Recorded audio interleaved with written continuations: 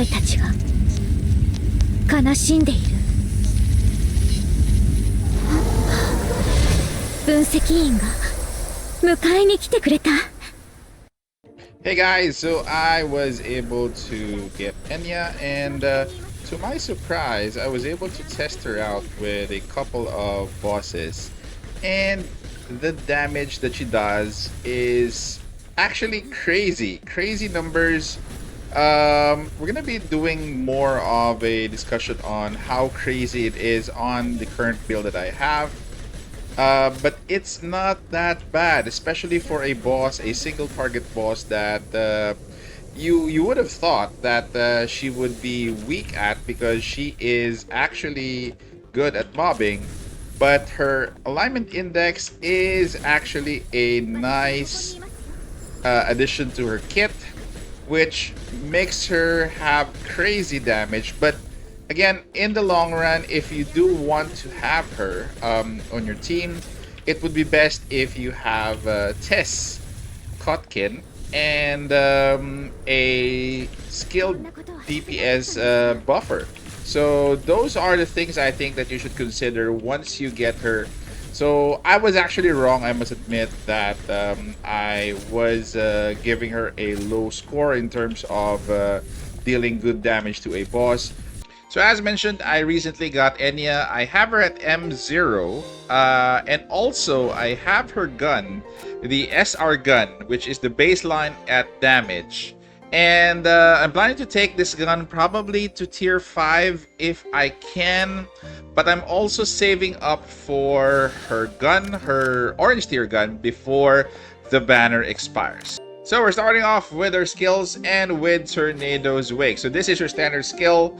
This is a continuous release. So tap Enya's standard skill to turn into a Howling Vortex for 8 seconds, continuously knocking targets into the air and dealing 1 instance of AoE kinetic damage for every 0.2 seconds. Each time Howling Vortex deals damage, and Enya gains 4 wind power, which powers this one, the next skill, and 4 S energy and 0.4 U energy. This effect only triggers once when hitting multiple targets simultaneously.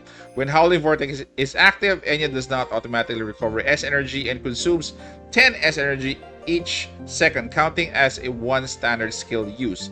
So just to summarize all of these skills, this is the basic form of her skill. Turns herself into a tornado and generates all of these energy and powers the next one. So the next one is the advanced form of Tornado's Wake, which is going to be Engulfing Vortex. It's also continuous release. So hold Enya's standard skill to turn into Engulfing Vortex, continuously knocking enemy nearby targets in the air, dealing 1 instance of large AoE kinetic damage every 0.2 seconds. This as well has a slow movement, same with the first one.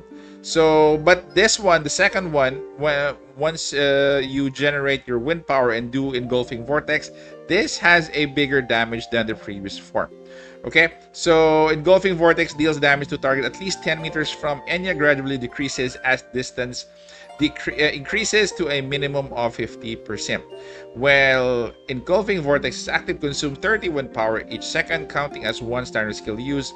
Engulfing Vortex automatically ends when wind power is insufficient and power definitely dies down. Wind power initial limit is 100. Enya can consume wind power to use Engulfing Vortex. For each 20 wind power consumed, gains 1 stack of wall cloud. So this is her defensive mechanism, the next level of your wind power. So if Enya takes damage while any vortex is active, she consumes 1 stack of wall cloud to decrease the damage by 20%. And the passive will serve as her dodge, and also will serve as her, minimizing the gap between her enemies so that she could sprint, then use standard skill. So when Enya dodges, turns into a swift vortex, so it's small Tasmanian devil, and rushes forward, continuously knocking targets in her path into the air and dealing 1 instance of AoE kinetic damage. Each time swift vortex deals damage, Enya gains 1.6 wind power and 2 S energy.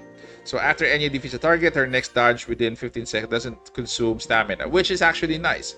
So all of these skills, starting from the basic form up to the enhanced form, which consumes wind power, and to the dodge, which is Swift Vortex, this is going to be scaling based on her attack. Okay, so this is really her bread and butter. Closes the gap with Swift Vortex. She does Howly Vortex. Then, while she's in the mix, then does Engulfing Vortex.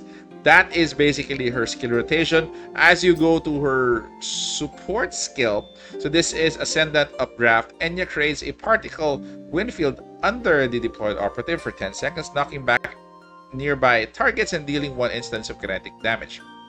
When an operative is at the base of the updraft, they are automatically carried up to the particle wind field. When the target touches the updraft, it is knocked back but does not take damage again. So this one also scales off attack of Enya. Last is going to be your ultimate skill. This one is gonna be dealing a lot of damage. I never realized this up until I got her and I tried her out. So as long as you have max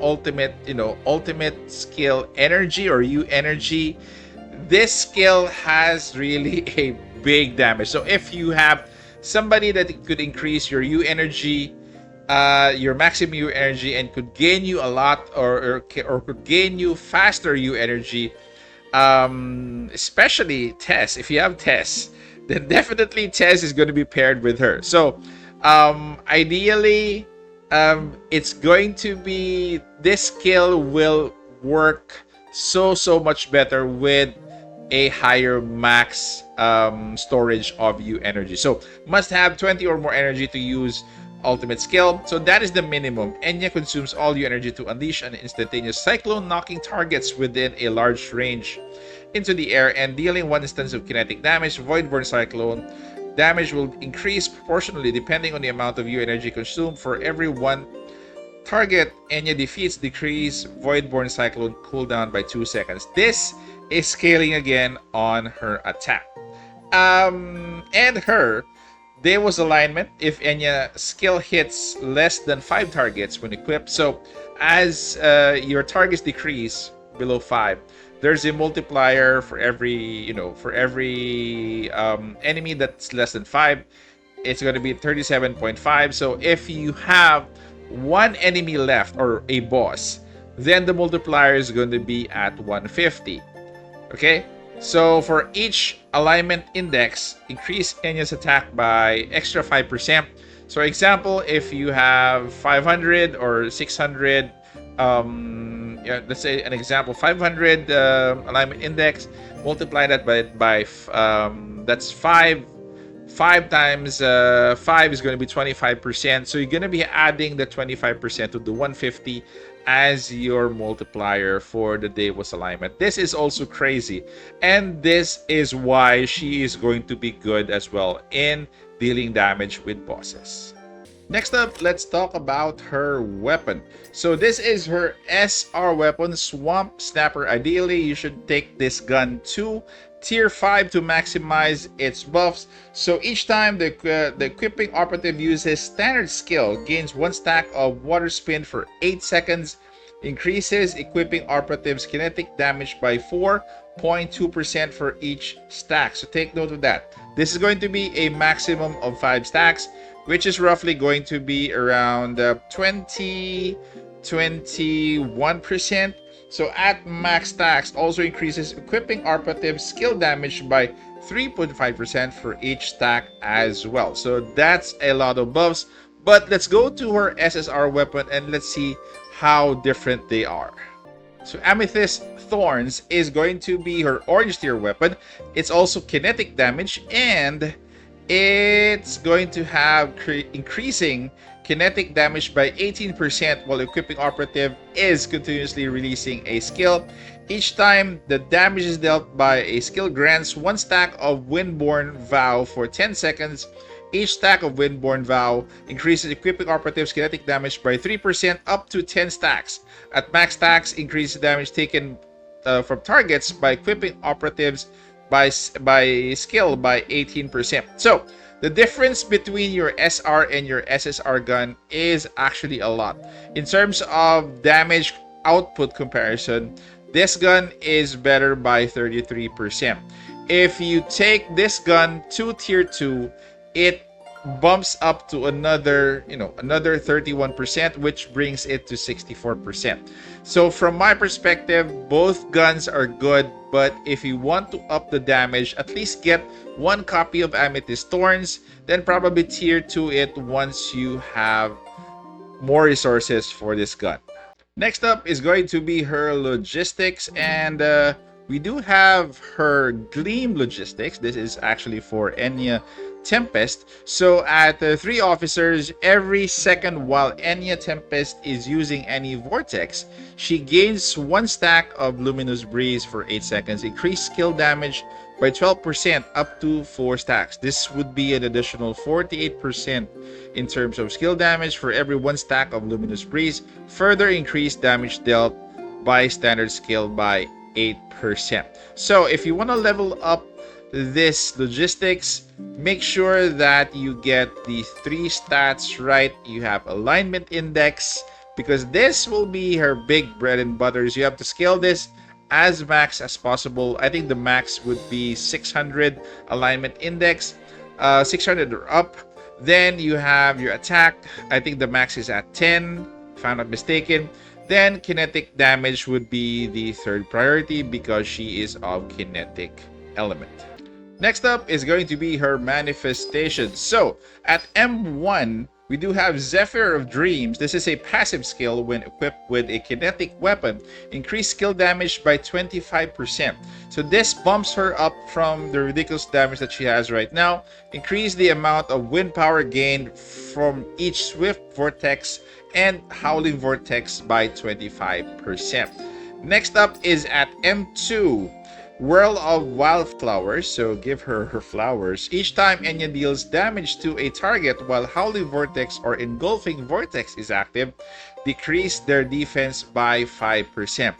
Up to 2 seconds, for 2 seconds and up to 20%.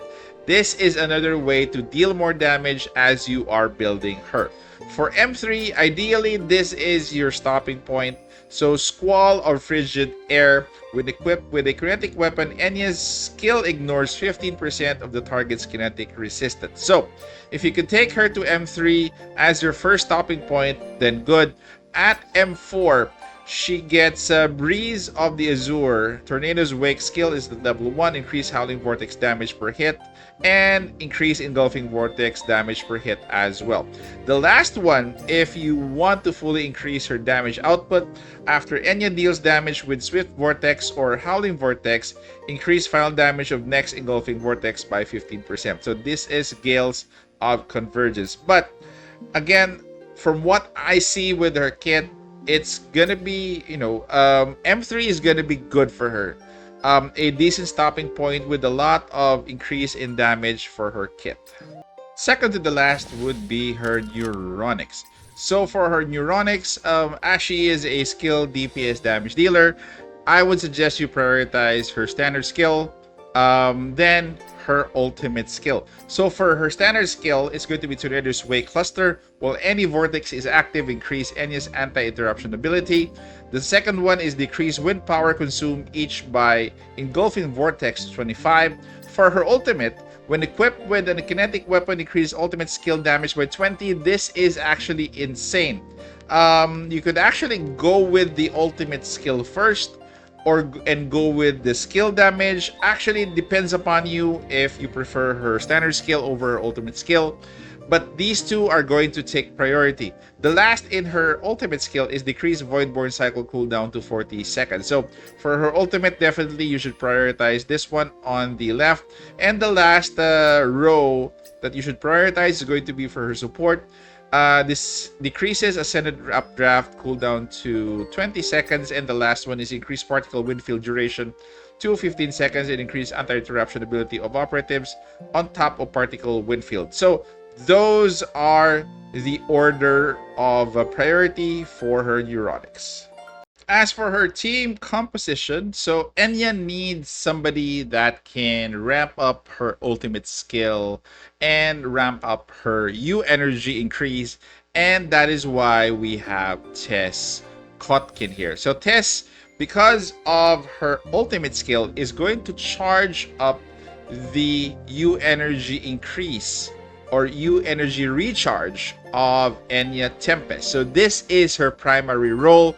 The other slot that you will have to have is going to be a skill DPS buffer. You could either go with Marian Riptide. If you don't have Marian Riptide, you could also go with Enya Exuvia for those needs. So again, these two, like Enya Exuvia and Riptide or Marn Riptide, can enhance the damage that Enya Tempest is going to be dealing. And also, if you plan to do more, more of a debuff on your enemies to lower down the resistance, Kaguya is going to be the answer for that. So those are your options for her team, and you just have to make sure that you mix and match the right combination for you, which is best for you. But more or less, the most important one here is going to be the Magician test, because the ramping up of energy is only available in her kit. It's not available in other operatives. That is why the two of them is going to be a pair that you would want for your team, and the last slot would be optional depending on what you have. So there you have it, guys. Those are the tips that I have for Enya Tempest build. You do have some play there in terms of team comp and weapon as well, depending on your budget, depending on what you have.